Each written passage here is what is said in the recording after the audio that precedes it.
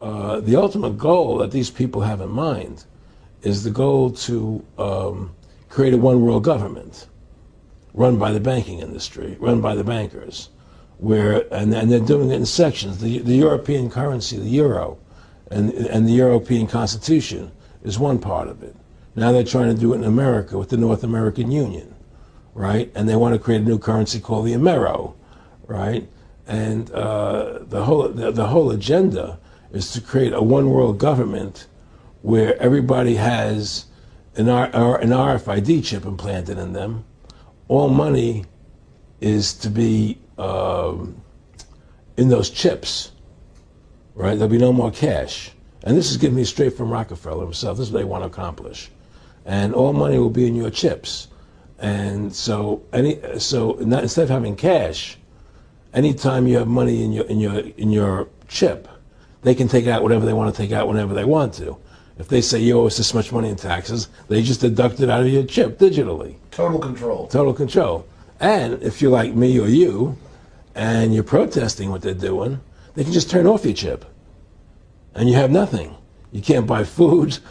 You can't do anything. It's total control of the people. And that chip's connected to a database that has your purchasing records, what you do, what everything, you sell. Everything is in there, you know?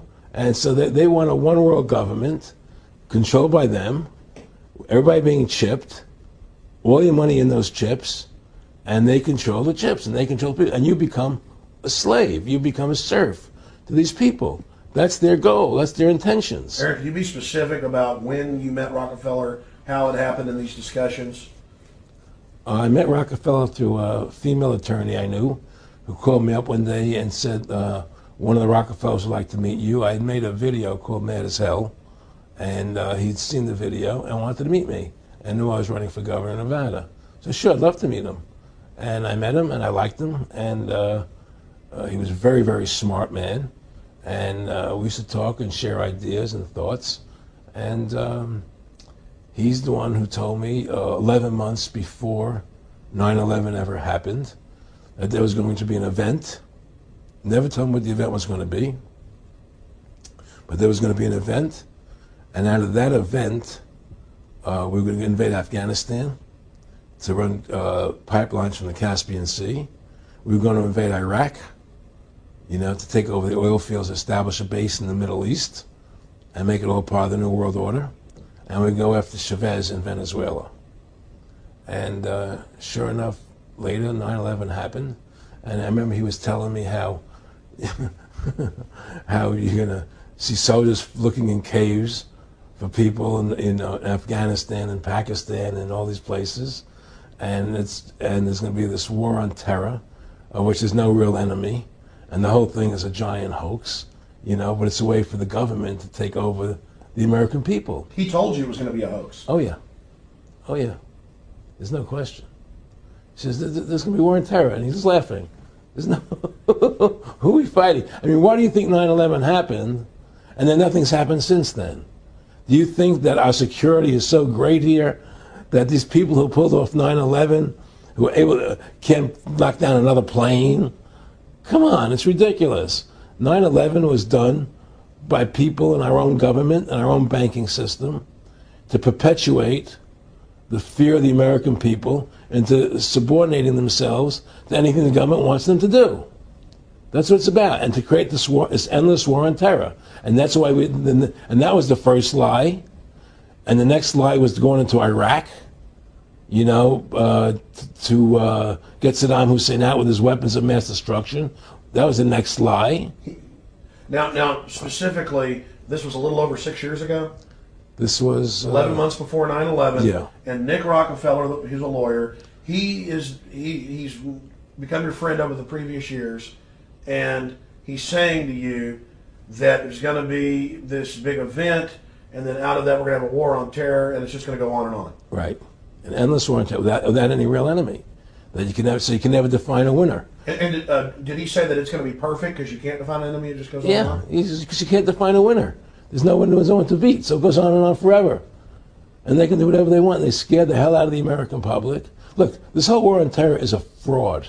It's a farce. It's very difficult to say it out loud because people are intimidated against saying it. Because if you say it, they want to make you into a nutcase. Let's But be the truth has to come out. That's why I'm doing this interview.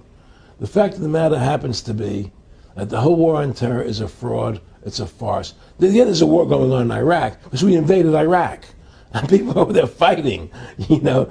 But the war on terror, it's a joke, you know. And until we discover what really happened on 9/11 and who was responsible for 9/11, because that's where the war on terror emanates from. That's where it comes from. It was 9/11 that allowed this war on terror to begin. And until we get to the bottom root of 9/11, the truth of 9/11, we'll never know about the war on terror. Aaron, you said that he was, and I think it's important, and I know this about the Rockefellers from Dr. Dennis Cuddy and many others who literally, you'll be 20 years old in a lunch line at college, and there's David Rockefeller. And here's here, I mean, they're experts at recruiting and getting what they call players, and that clearly he was, I mean, I want to make it specific and just get you to reiterate what you said last night about you got 30% of the vote, you were having an effect, you made mad as hell, they knew that you'd started the Constitution Party, Yeah. They knew that you were somebody who was taking action and getting things done, you'd already made some big films, had a lot of other successes, Right. So they were trying to recruit you, and didn't it come down to the point of, hey, we are here to recruit you, and don't worry, your chip's going to say, don't mess with us, you know, this guy's don't touch. Yeah, yes, that did happen. I was definitely being recruited, but it's more subtle than that. Well, in your words, just go through the process, and then what he said to you. Well, what it is remember we were friends, and we used to go to my house a lot. We'd have dinner, we'd talk, and he'd tell me about business investments that he'd get involved in, you know, or they would help me with this business investment or that business investment. And was I interested in joining the Council on Foreign Relations? You know, I would have to get a letter to join them, but was I interested in that? And, you know, just stuff, you know, leading you on. And I used to say to him that I never really did that because that wasn't where I was coming from. You know, as much as I like you, Nick, you know, your ways and my ways, we're on the opposite side of the fence. You know, I don't believe in enslaving people, you know, and he would come back with, oh, I do? Or? Well, it would be more like, you know... It's better for them. Well, it's more like, you know, how do I put it? It was like, what do you care about them? What do you care about those people? What difference does it make to you? Take care of your own life. Do the best you can for you and your family. What do the rest of the people mean to you? They don't mean anything to you. They're just serfs. They're just people. You know, it was just a lack of caring, you know, and that's just not who I was. It was just sort of like cold, you know. It was just like cold, you know. And I used to say to him, what's the point of all this? You have all the money in the world you need. You have all the power you need. What's the point? You know, what's the end goal? And he said the end goal is to get everybody chipped, to control the whole society, to have the bankers, the elite people, you know, the bankers and some governor controlling the world. And I said, do all the people in the Council on Foreign Relations believe this way you do? He said, no. You know, most of them believe they're doing the right thing. A lot of them believe it's better off being socialistic. You know, we have to convince people that that socialism is really capitalism. Because America's becoming a socialist country. It's a communist country today. Well, one of the things they told me was that he was at the house one night, and we were talking, and he started laughing. He said, Aaron, what do you think women's liberation was about? And I said, I had pretty conventional thinking about it at that point. I said, I think it's about women having the right to work, getting equal pay with men, just like they won the right to vote, you know? And he started to laugh. He said, you're an idiot. And I said, why am I an idiot? He said, let me tell you what that was about. We, the Rockefellers, funded that. We funded Women's Lib, you know? And we're the ones who got all over the newspapers and television, the Rockefeller Foundation. He says, and you want to know why? He says, there were two primary reasons.